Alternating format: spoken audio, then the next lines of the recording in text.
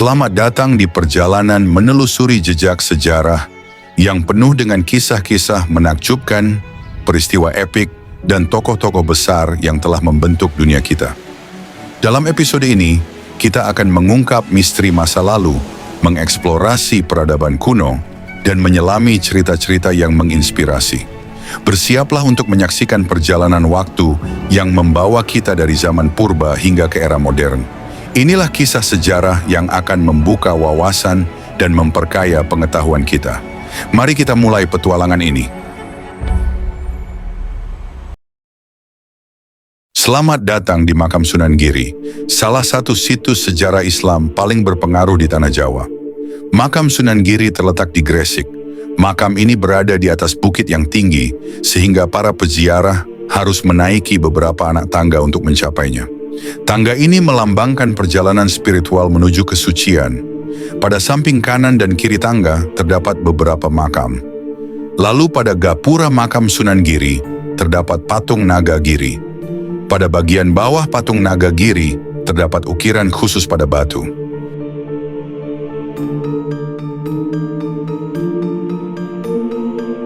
Lalu kita lanjut ke jalan lurus untuk menuju makam Sunan Giri. Pada bagian ini juga terdapat makam di samping kanan dan kirinya.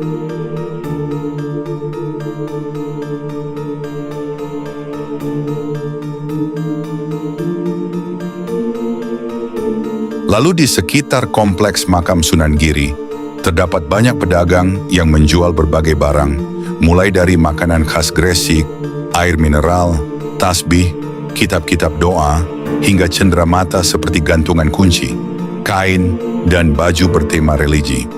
Pada bagian depan pintu Sunan Giri juga terdapat beberapa makam. Kemudian kita masuk ke makam Sunan Giri yang dimana disambut dengan pintu yang terbuat dari kayu. Di dalam banyak sekali orang yang sedang berdoa. Di depan makam Sunan Giri terdapat makam Mbah Sedo Margi. Lalu pada samping makam Sunan Giri terdapat makam seperti Sunan Kidul dan Sunan Kulon.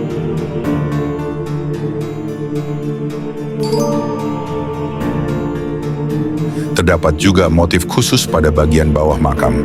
Desain bangunan makam Sunan Giri menggabungkan unsur arsitektur Jawa klasik dengan nuansa Islam. Bangunan utama makam dikelilingi oleh pagar kayu dengan atap berbentuk limasan, atap rumah tradisional Jawa yang terbuat dari genteng. Atap berbentuk limasan ini melambangkan keseimbangan antara duniawi dan ukhrawi. Di dalam makam terdapat nisan dari batu yang diukir dengan kaligrafi Arab, menunjukkan pengaruh Islam yang kuat.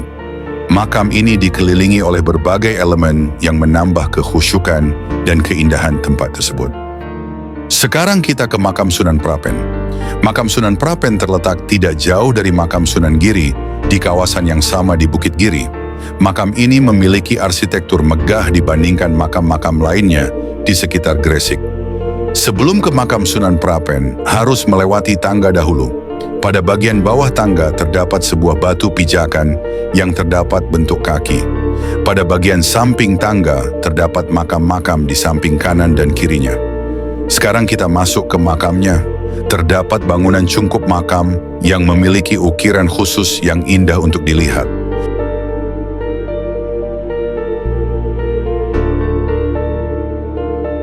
Ukiran-ukiran kayunya juga sangat bagus. Lalu di samping makam Sunan Prapen, terdapat makam Kiai Sindujoyo.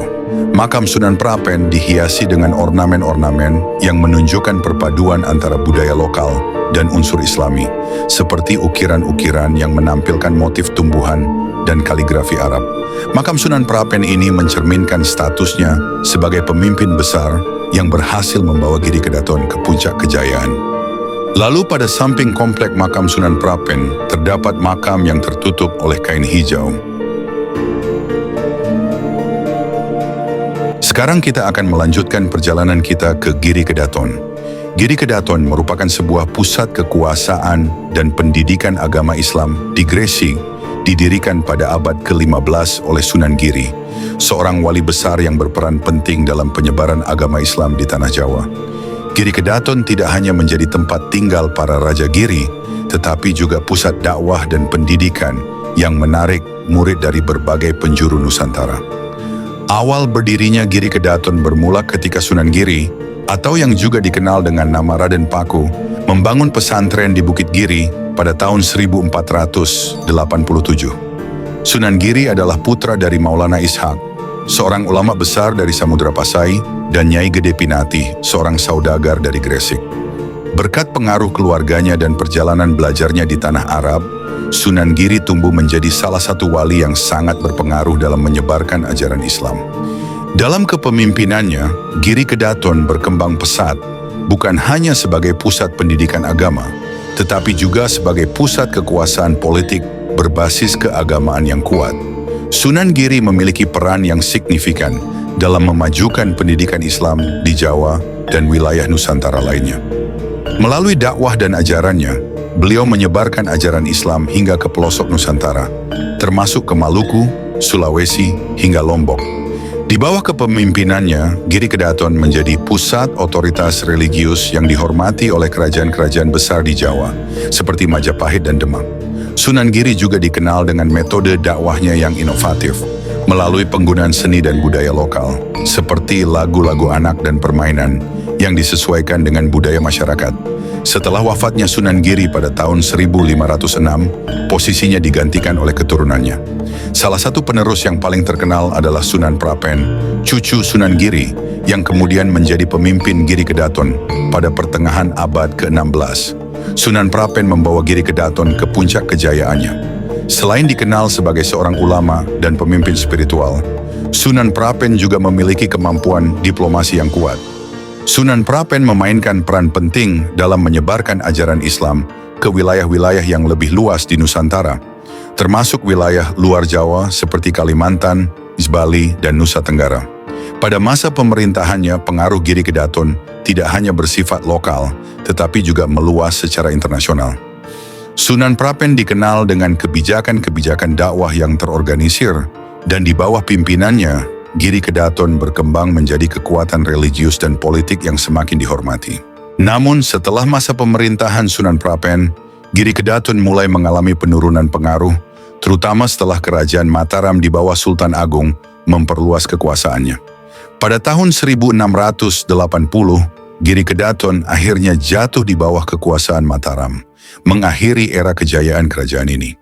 Sultan Giri yang terakhir dipaksa menyerah, dan berakhirlah masa kekuasaan Giri Kedaton sebagai pusat kerajaan Islam yang berpengaruh. Meskipun begitu, warisan Sunan Giri dan Sunan Prapen tetap hidup hingga kini. Keduanya dikenang sebagai pemimpin besar yang tidak hanya berperan dalam politik, tetapi juga dalam penyebaran ajaran Islam yang meluas ke seluruh penjuru Nusantara. Desain Giri Kedaton menonjol sebagai kompleks kerajaan yang terletak di atas bukit, simbol kekuatan dan ketinggian spiritual. Di sekitar kompleks ini, terdapat benteng-benteng pertahanan yang dibangun untuk menjaga keamanan kerajaan. Bahan bangunan yang digunakan mencerminkan gaya arsitektur tradisional Jawa. Desain ini juga mempertimbangkan aspek religius, di mana penempatan bangunan dan orientasinya mengikuti nilai-nilai Islam, terutama arah kiblat. Di dalam kompleks Giri Kedaton terdapat beberapa area penting yang dulunya digunakan untuk berbagai keperluan, seperti masjid sebagai pusat keagamaan dan makam Raden Supeno. Makam-makam yang tersebar di sekitar Masjid Giri Kedaton ini diapit oleh suasana religius yang khusyuk. Setiap nisan yang terukir di area ini menyimpan cerita tentang dedikasi, perjuangan, dan keteguhan dalam menyebarkan ajaran agama di tanah Jawa. Kompleks makam ini juga menjadi tempat yang penuh makna bagi masyarakat sekitar, yang hingga hari ini masih memelihara tradisi ziarah dan menghormati jasa para pendahulu mereka. Giri Kedaton, makam Sunan Giri, dan makam Sunan Prapen tetap menjadi tempat yang penuh makna, menghadirkan suasana sakral yang tak lekang oleh waktu sebagai jejak abadi dari kejayaan Islam di tanah Jawa. Cukup sekian kisah sejarah kali ini. Terima kasih dan mohon maaf apabila terdapat salah kata. Izin pamit undur diri.